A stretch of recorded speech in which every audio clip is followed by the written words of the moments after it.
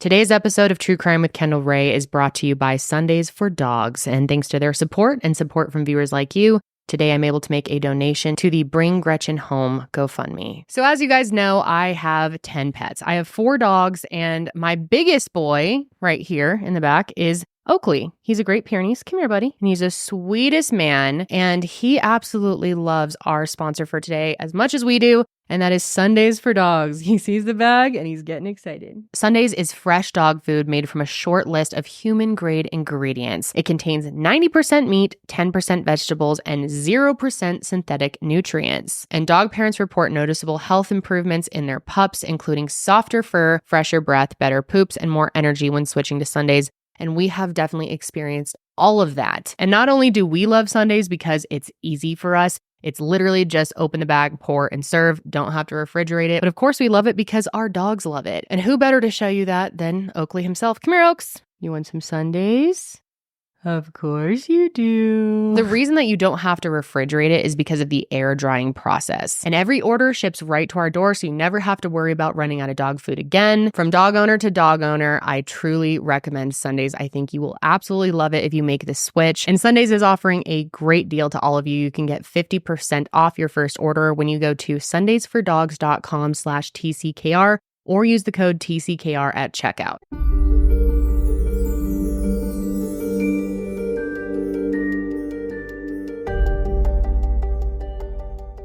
Hello, everyone, and welcome back to True Crime with Kendall Rae. Thank you so much for joining me today. And if you are new, then welcome. So happy to have you here. Now, today we are going to be talking about a case that is very frustrating, as they all are. It is one that definitely needs awareness. This family has been incredibly strong, incredibly inspiring to me. We're going to be talking about 27-year-old Gretchen Fleming, who disappeared back in December of 2022. Now, this is a case that has been requested numerous times in my case suggestion form, which is always linked below if you didn't know.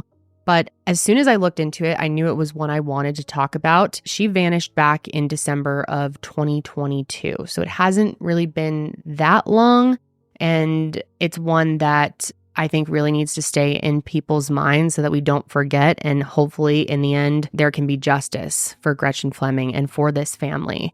Now, one thing that is kind of uplifting about this case, and I don't often get to say this, but the police have really done a fantastic job. Gretchen's family has been very vocal that they feel law enforcement has done everything in their power to get justice for Gretchen and for their family.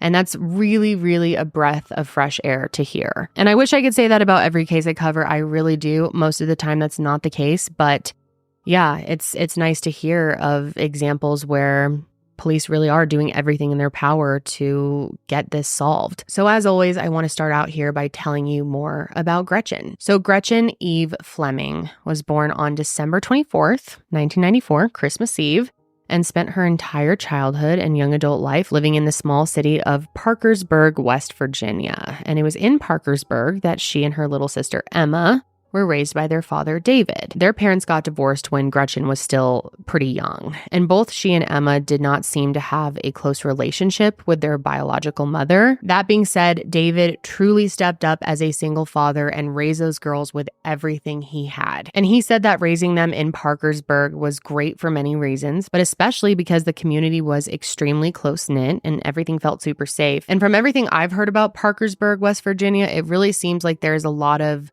good people and a lot of good community there. Growing up, David and Gretchen used to love riding around on their bikes together, and they even had a tandem bike that they would ride where he would pedal for them and she would steer, and I loved hearing that little detail. But it wasn't just she, her dad, and her sister forever. When Gretchen was 14, David introduced her and Emma to the woman that he'd been dating, Jennifer. Now, Gretchen didn't necessarily welcome her stepmom with open arms at first, which I think is really common. I relate to that. I had, hesitations when my dad started dating as well. And now I love my stepmom so much, but I definitely gave her a hard time when she first came into our lives. So I think this is really common. It can be really difficult to see your parent recouple and get used to. But even though they had a rougher beginning, Gretchen really grew to love Jennifer. She really wasn't upset about it for very long, and over time, the two of them ended up getting really close,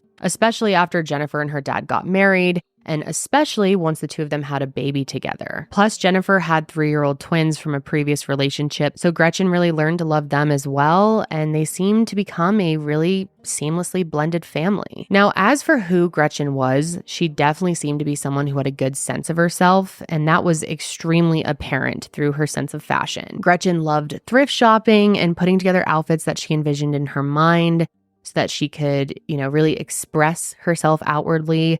And she could almost always be seen styling these outfits with her favorite Doc Martens. A few other things that also really defined Gretchen was her love of reading, her creativity, and of course, her passion for makeup as well. She had really perfected the red lip winged eyeliner combo, which was often a staple in her makeup routine and can be very difficult to do. I absolutely can never get the red lip down. I still cannot really do winged liner. So she had a lot of talent for makeup. And I'd say another thing that also really defines Gretchen is her free-spiritedness. Gretchen was someone who took life one day at a time. She didn't take anything too seriously, and while she didn't have some grand plan for her future, she knew that she'd accomplish whatever she set her mind to. And I think the best way to put this, and this is something her dad said that I really liked, is that Gretchen didn't live to work. She worked to live. She may not have been the most career-driven person, but she always had a job, and she always made enough to get by and take care of herself. I do want to be clear, though, Gretchen definitely had big dreams for herself, and one of those dreams was to one day move to a bigger city. Life in a big city really called to her, and it was a dream that she ended up making a reality. Gretchen graduated from Parkersburg High School in 2013, and sometime after that, she packed up her stuff and set out to start a new chapter of life in Raleigh, North Carolina. And it sounds to me that she was spending her early 20s living a life that she had always wanted. She was exploring a new place, she had new friends, had a new job. She even met a boy, which went well for a while, but then things took a turn. Now, there's actually not much information out there about Gretchen's relationship at this time, but we do know that at one point she decided to move to South Carolina with him. And things were going great for about a year, but then at some point they took a turn and they broke up. Her stepmom, Jennifer, says that at the time she was actually really confused by the breakup because at one point, they were even talking about getting married, and Gretchen seemed really happy, but for whatever reason, they ended up parting ways. And obviously, going through a breakup, no matter how it ends, can be really, really difficult. And if that wasn't hard enough on Gretchen, something else really awful happened during this time. And I mentioned earlier, but she did not have a great relationship with her biological mother, and around this time, her mom was put on life support. And I don't know exactly why. I'm not sure if she was sick or maybe got hurt. I have no details as far as what happened there, but Gretchen was next of kin. So she, at such a young age, ended up having to be the one to make the impossible decision to remove her from life support. And I can't imagine what a toll that would take on someone. I really can't even picture what it would be like to have to think through that and experience that. And it really seemed to take a toll on her. And according to her stepmom and her father, it definitely did. In 2022, Gretchen was in a really difficult period of her life. And she knew the best way to help her get through it was by moving back home to Parkersburg. So in May of that year, she did just that. She went home. But rather than moving back in with her dad and Jennifer, Gretchen actually decided the best place for her to stay was at her grandmother's house, who lived only one city over in Vienna, West Virginia, which, to be clear, is less than a 15-minute drive. And the reason that she chose to stay at her grandmother's was because there were a lot of younger children living at home with her stepmom and dad. And obviously she loved her siblings and loved her dad and stepmom, but she felt like her grandmother's house would be a more peaceful, quieter place for her to really heal. And Gretchen actually did have a sort of tentative plan of what she wanted to do when she was in a better mental place. She was hoping to become a flight attendant, which, based on what I know about her, feels like it would have been a great career choice. So Gretchen was back in Parkersburg from May to early December, and things seemed to be generally going okay. I mean, this was a really hard time for her. but she seemed to be getting back on her feet. She ended up getting a job working in retail and had also rekindled some of her old high school friendships. So for the most part, she'd gotten into a pretty good routine. Now, there are two important details to note in this case. One, Gretchen did not have her driver's license. She was 27 at the time and just never really saw a need for it. I mean, some people just don't want to drive. And second of all, her grandmother, Louise, had a rule at her house that if Gretchen was not home by 10 p.m., that she couldn't come into the house. The door would be locked. That was kind of her curfew. And obviously she's 27, so it's a pretty early curfew. But it was something that Gretchen understood. I mean, her grandmother was older and didn't want her coming in at all hours of the night. And Gretchen had plenty of friends, couches or beds that she could sleep at if she was going to be having a later night out. And I've definitely seen people online talking about this and being pretty harsh on her grandmother for it. I personally think it's a fairly reasonable rule. I mean, it is her home. She understood the agreement. She was grateful to be staying there and just understood the rules if she was going to be staying there. And actually, there's a third thing that's important to note as well, and that's that it wasn't unusual for Gretchen to be gone for multiple days at a time. Like I said, Gretchen was a very free-spirited person. So there were times where she would crash at a friend's house for a few days before finally returning home to her grandmother's. She did always keep her cell phone on her, but it's not like she constantly kept up with her family every single day. Which, of course, like I said, she's 27 years old. So I don't think it's bizarre or unusual that she wasn't in constant contact with her family. Her dad says that the two of them always had an open line of communication, but it wasn't like they were texting back and forth every single day. And if Gretchen ever didn't respond, she would normally respond the next day or whenever she got around to it. And like I said, during this time, May to early December, about 6 months, this was perfectly fine. Gretchen was working, spending time with friends and family, and really working on herself and trying to heal from everything that she had been through. But that all changed on December 3rd of 2022 when Gretchen left her grandmother's house and never returned. A little more than a week later, on December 11th, David and Jennifer were at home when they heard a knock on their door. And it was David's mom, Louise, Gretchen's grandmother, and this wasn't just a normal visit. Louise had come over because in the last few days, she had grown concerned about Gretchen, who had never come home from work on December 3rd after she dropped her off. Now, like I just said, it was not uncommon for Gretchen to not come home. She had actually told her grandma that she wasn't planning on coming home that night at all, which is why it took Louise a few days to really become concerned. But when 5 days turned to 6 and then 6 days turned to 7 without hearing from her, Louise knew that this was beyond the norm, and she wanted to ask David if he had heard from her.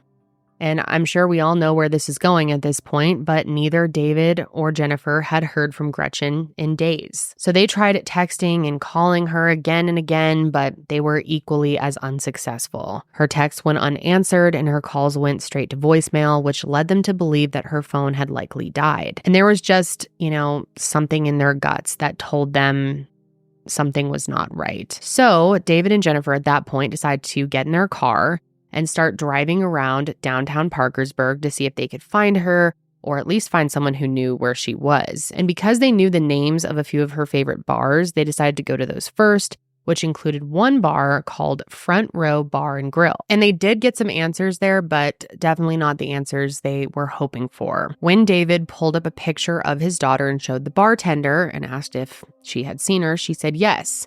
Gretchen had come in the weekend prior, but then the following morning, a guy came in and dropped off her purse, which instantly made David and Jennifer feel sick to their stomachs. And that feeling, of course, only got worse when they opened her purse and saw all of her belongings.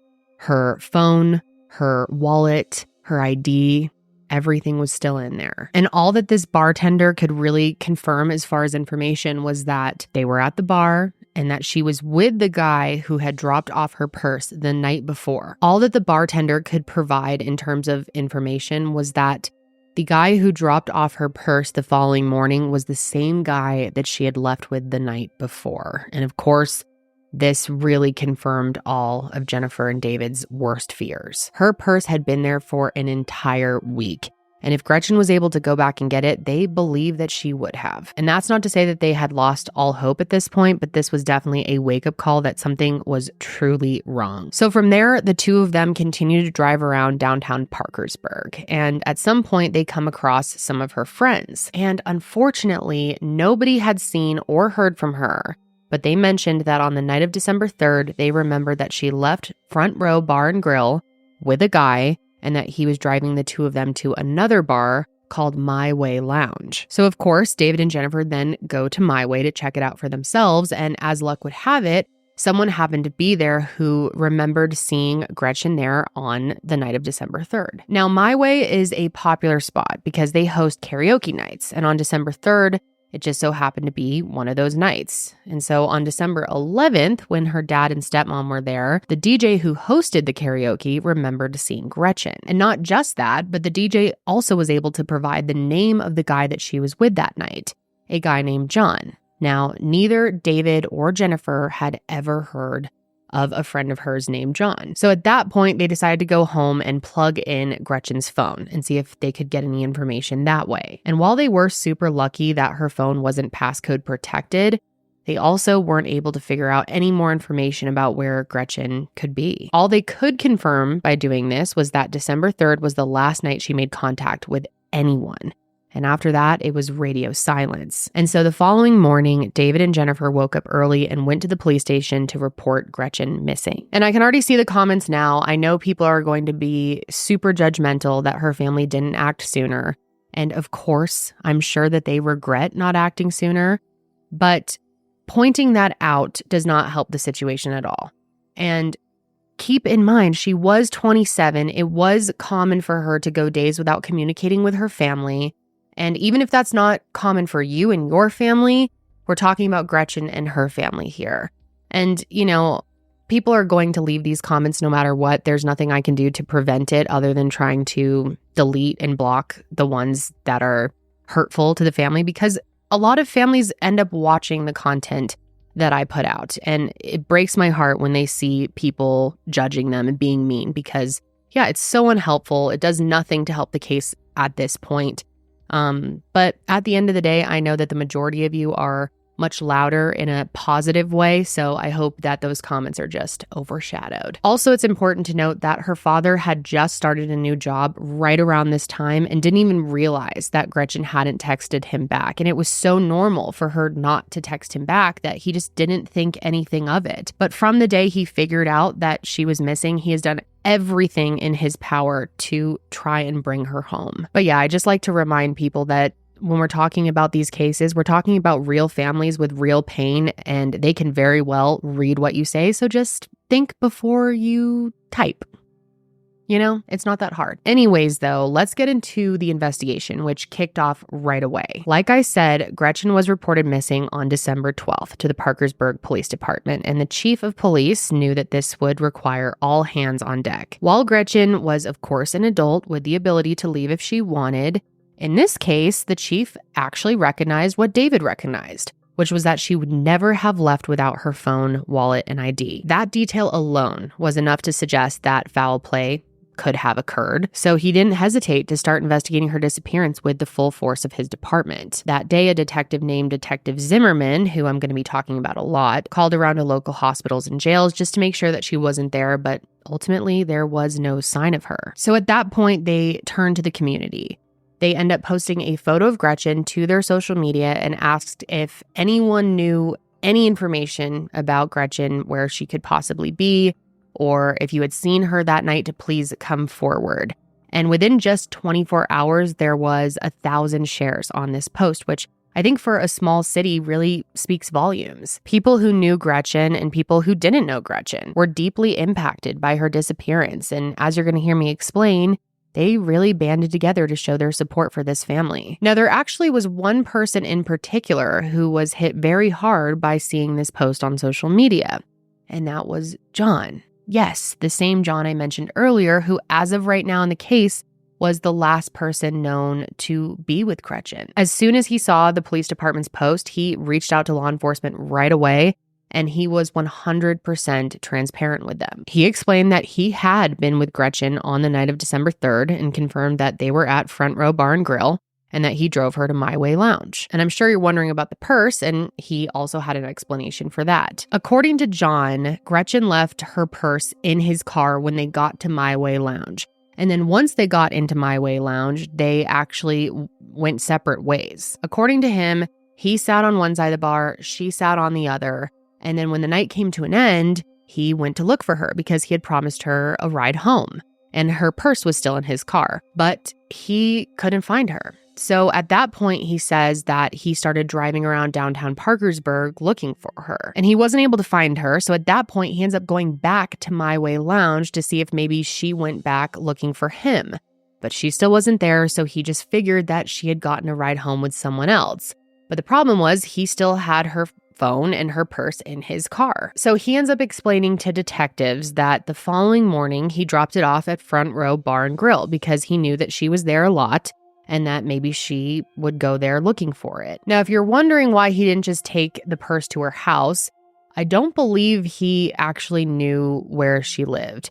And the address on her ID hadn't been updated since she had just moved back. So it seems like he just felt like the best chance of getting it to her was bringing it to a bar that he knew she often went to. And before I go any further, I know what a lot of you are probably thinking, and you're not probably thinking good things about John, just given the fact that he was the last known person to see her, as we know in this case. However, I just want to scream from the rooftops here that Gretchen's family feels very strongly, has been very vocal, that they do not believe that he had any involvement. In fact, David said that John seemed just as horrified and scared as he was, and he's Gretchen's father. John truly felt terrible that he wasn't able to find her that night, that they had even gone separate ways to begin with. And if you're still not buying it, I'll explain more about why David has such confidence in John. On December 13th, the My Way Lounge actually reached out to David on Facebook, telling him that they had surveillance footage from that night if he wanted to come in and look at it. And of course he wanted to review the footage. So he and Jennifer got there around lunchtime that day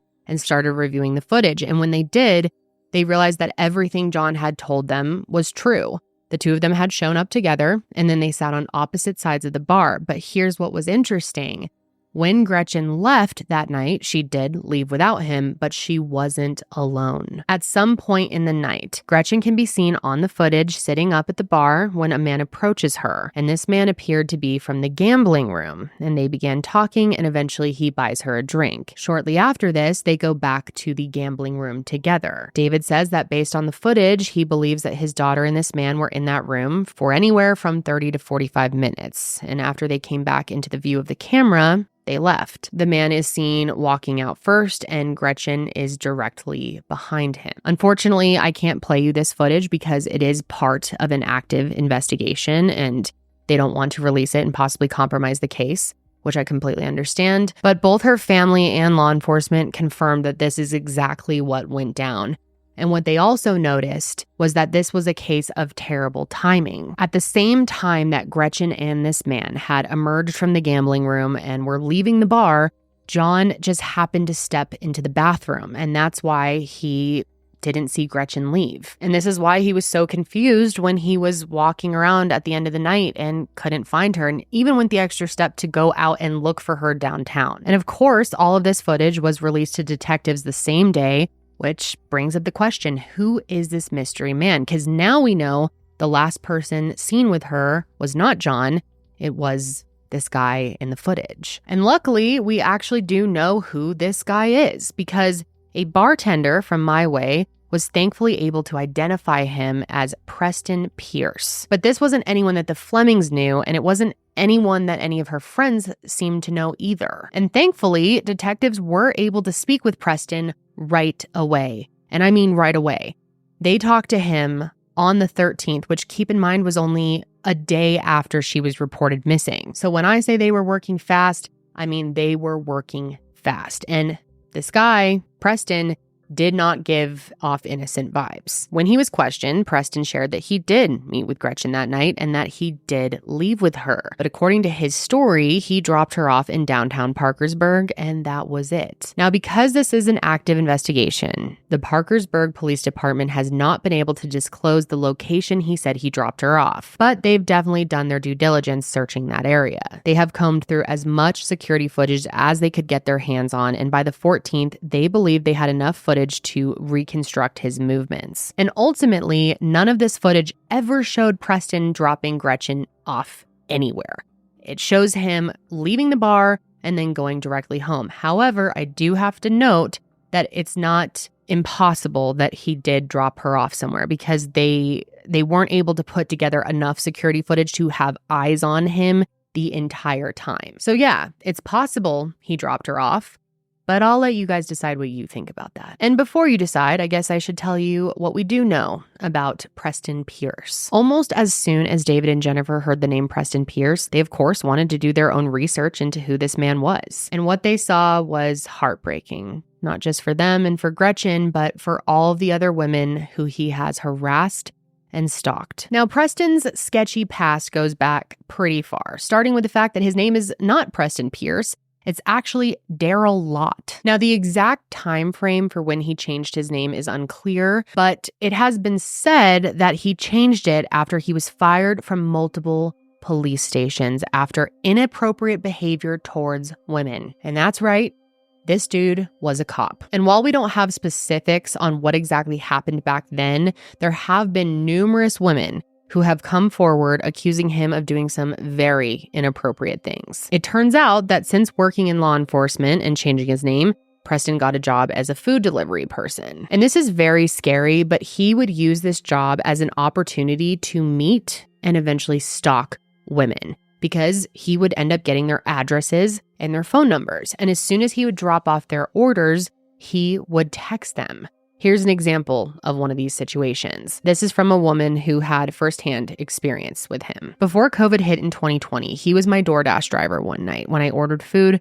to the little gambling place that I worked at. He came back hours later to tell me I was beautiful and sat at my bar. I was so creeped out that a DoorDash driver would do that I texted my boss to see if she would come down and sit with me so I wasn't alone with him. We had to tell him to leave because he sat way past closing time. He found me on Facebook that same freaking night and would message me all the time to find out if I was working. He would come and sit in the parking lot until after I left. My boss ended up coming back at closing time every night for a week straight to make sure I got safely to my car and stuff, and then COVID shut down the bar for a while and I never saw him again. I got such bad vibes from him then. Another woman has come forward as well to say that she met Preston at a bar and woke up the next morning in his bed with no recollection of what happened or even how she got there. And these are just two stories of many. And the more stories like this that Jennifer and David came across, the more and more confident they feel that he could be the person responsible for Gretchen's disappearance. Based on these anecdotes, Preston does not seem to do well with rejection and doesn't seem to believe that the law applies to him. So again, you guys can come to your own conclusions on what you think about him and his potential involvement after hearing all of that. But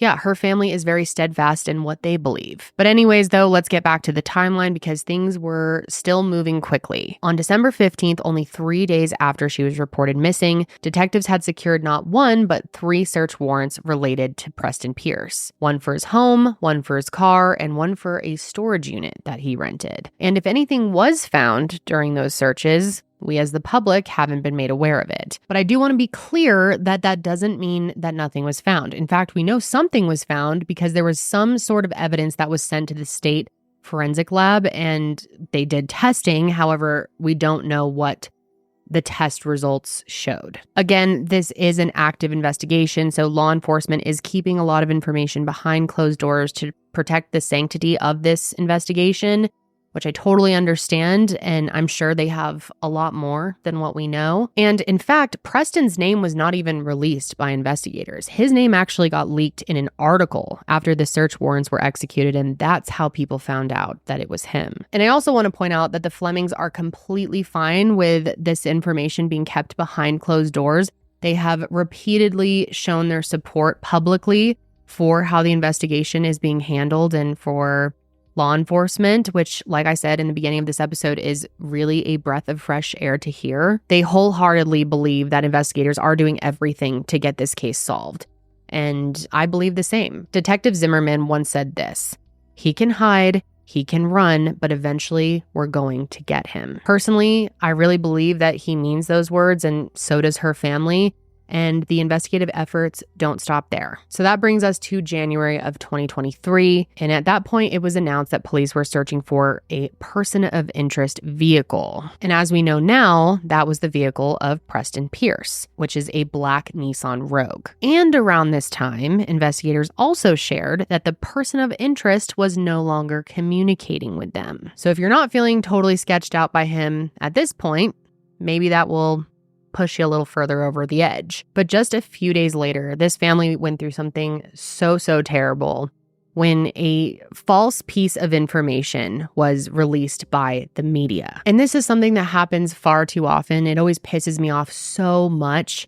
I really don't understand how people don't have any integrity. They just want to be the first to jump on a story. On January 6, 2023, it was reported that a body was found in the Ohio River and that the remains were possibly that of Gretchen Fleming. This report had no real confirmation that it was her, yet they reported it anyways, which, as you can imagine, was totally shocking to her family in more ways than one. I mean, it made sense that it could be her body in relation to where she went missing from, but they just didn't understand why they were finding this out through the media and not through detectives. And what makes this even more sad is that it was actually Emma, Gretchen's younger sister, that came across this report, and she ran upstairs to show Jennifer and David. And as soon as they saw it, they were totally shocked, scared, and confused, as you would be. And so immediately, David calls up Detective Zimmerman, and he was also very confused. He had been working closely with other police departments to try and find Gretchen, and he also didn't get why nobody had told him about this discovery. But like I said earlier, this was misinformation. It was false. And the body did not belong to Gretchen, which is just so maddening. It truly pisses me off, and I really do see this all the time. I mean, it's just, you must have zero integrity as a journalist to put something like this out there. I know there's benefit to being the first to report on a detail in a story like this, especially something like this. But this is not the type of information that you can get wrong. You need to be 100% certain before you report something like that. Not only does it make you look horrible as a journalist, but also how hurtful to this family. Do you truly have no morals? I mean, there are real consequences to these actions, especially for the family. I mean, to be on this roller coaster when they're just trying to figure out what happened, to get some answers, thinking that maybe they're going to get these answers, and also being afraid of getting those answers as well. I mean, it's just such a horrible thing to toy with emotions this way, especially for a family who is missing a loved one, who's going through constantly the possibilities of what could have happened, just the fear that would lie within you, thinking of everything that your loved one could have gone through, where they could possibly be, if they're still alive, if they're unsafe, if they're gone. You know, it's so evil. It really, really makes me angry. I can only imagine how difficult this time must have been for them and how angry they must have felt. But this didn't stop them. They still held on to hope and continued to fight for Gretchen. So 1 month later, in February, the community came together with law enforcement to search the area of Mountain Wood Park.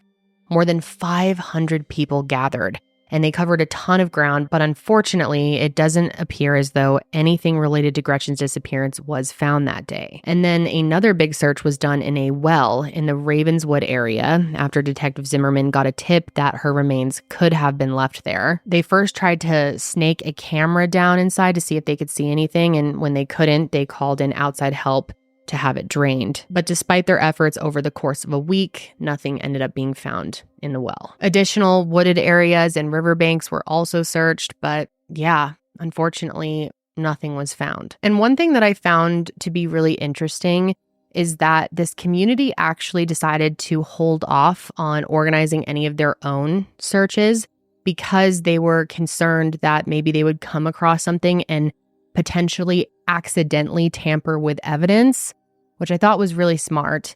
and they have truly let law enforcement lead the way when it comes to Gretchen's disappearance, which oftentimes communities really do have to take the lead because law enforcement is not being helpful or just straight up not doing anything. And so they have to take that risk and do the searches alone. But the Parkersburg community has really, only joined in when they were asked. And believe me, the police have absolutely asked for their help, and they've shown up every single time to lend a hand. And really, the community support for Gretchen has seemed to be a huge driving force in their family being able to maintain strength. From the moment she went missing, everyone from loved ones to complete strangers physically showed up in support of the Fleming family, where countless people stopped by to say their prayers. I mean, people who didn't even know her. And then 4 days later, a candlelight vigil was held where everyone came together again to pray, and it was a night filled with, of course, lots of sadness, but also a lot of love. And an old friend of Gretchen's, a guy named Jake, has actually been the one to organize these. And he has said that even though he and her didn't stay close after high school, he knew that he wanted to help as soon as he found out that she was missing. And he wasn't the only one who wanted to help. Gretchen's old high school principal, Kenny DeMoss, came up with an idea for her sister to design a t-shirt with everything on it that Gretchen loved. And he suggested that they sell it in order to raise money for the reward. And I love when families do things like this. It's such a great way to get everyone involved and further spread awareness. And so on May 25th, a press conference was held to keep hope alive and also reassure the public about law enforcement's efforts. But during this press conference, they also unveiled the new t-shirt design. My name is Kenny DeMoss. I'm principal of Parkersburg High School. Our reason for gathering today, Gretchen Fleming was a 2013 graduate of Parkersburg High School, and for the last 6 months we've not really known what's happened to her, roughly 6 months. So we want to provide an opportunity today for the family to speak,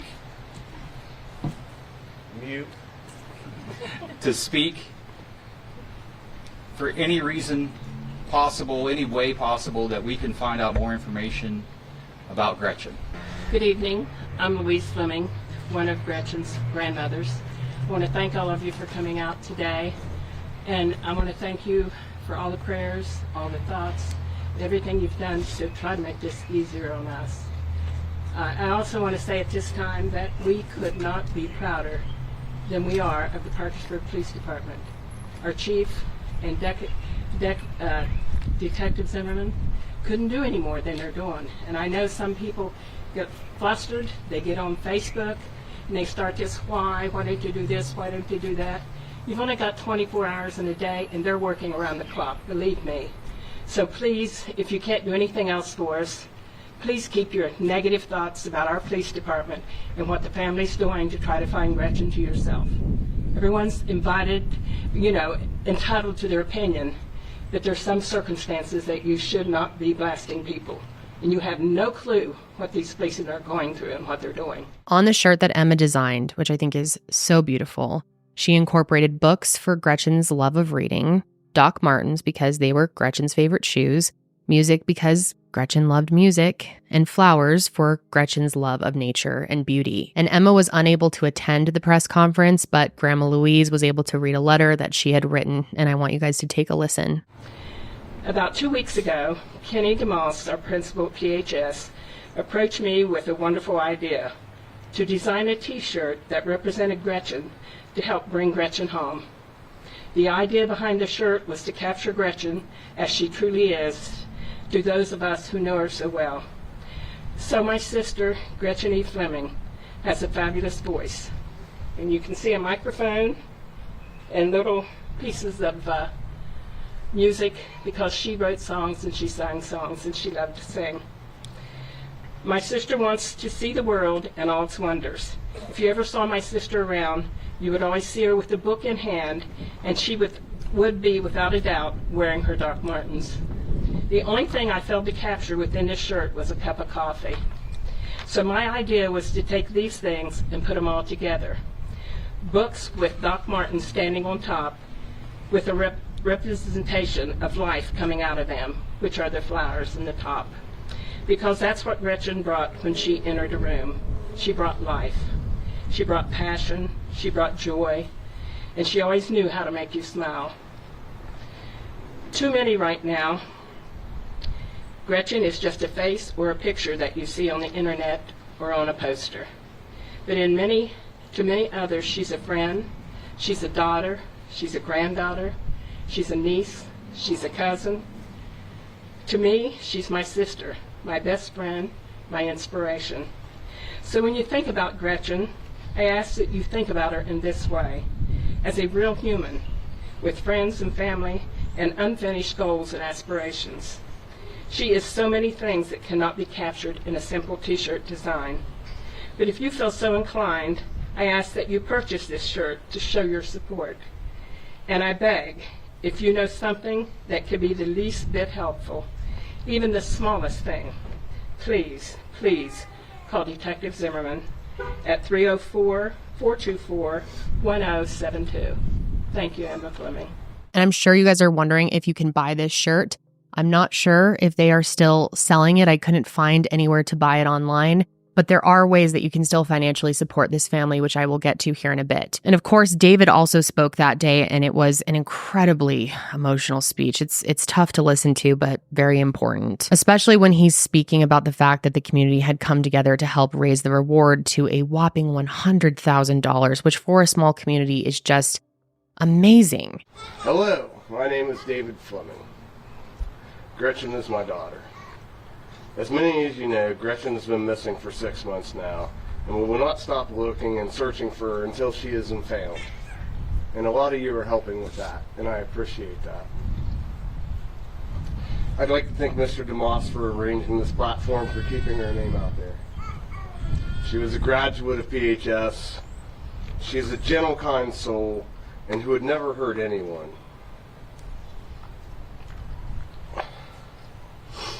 I really want to thank the community for coming together for our family.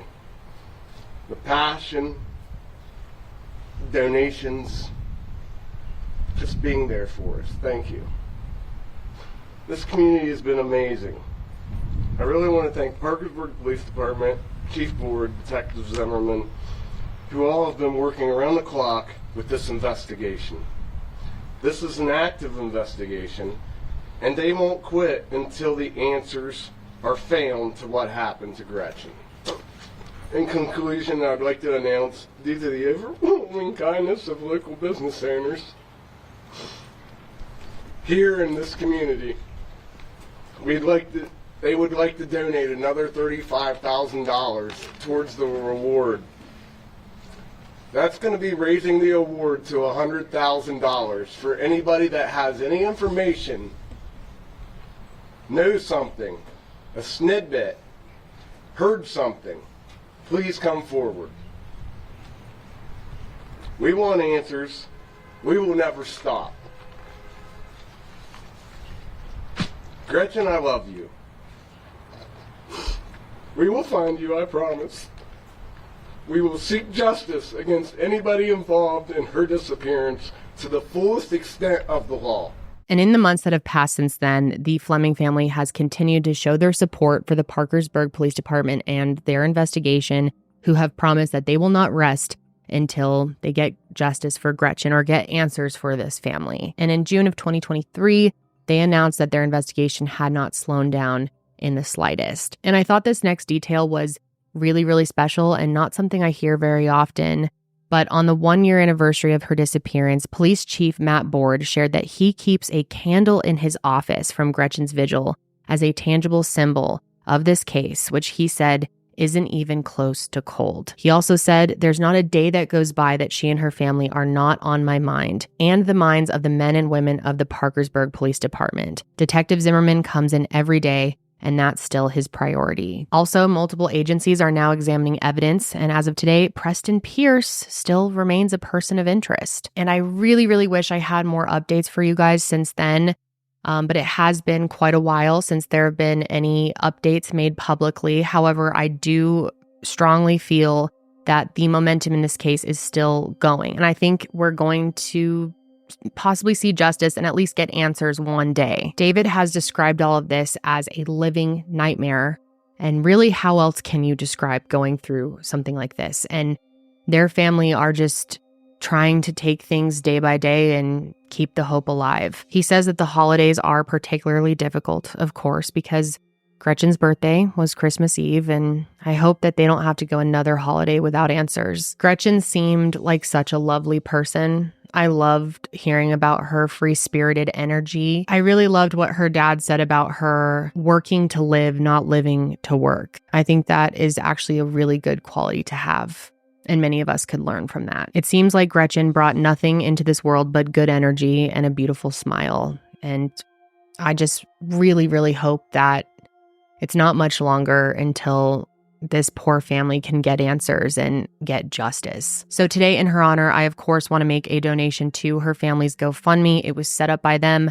I will have it linked below if any of you are wanting to make a donation as well, big or small. And I totally understand if you're not able to. I know times are tough out there for a lot of people, but if you are able to make a donation to this family, I'm sure they would very much appreciate it, no matter the size. Of course, if you're not able to make a donation, there are other ways to help, and that's as simple as sharing Gretchen's story, especially if you live in this area and want to just get the word out, word of mouth, although it does seem like the community is very, very aware.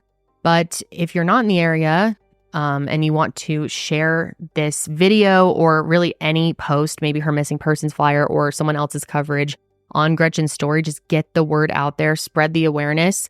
That's one of the biggest ways that you can make a difference. I really have hope that this case is going to be solved, and I am very much looking forward to the day that justice is served for Gretchen. I really, really, really wish I had more information to share on this case, but I just want to send my best to the Fleming family, and, you guys are amazing to stay as strong as you have. And this community behind this family, you guys are amazing. Huge shout out to the Parkersburg Police Department. It was really refreshing to hear how helpful they have been and so determined to get this family justice. But that's going to be it for me today, guys. I definitely want to hear your thoughts, so let me know below. I will be back next week, of course, to discuss another case with you. But until then, please stay safe out there.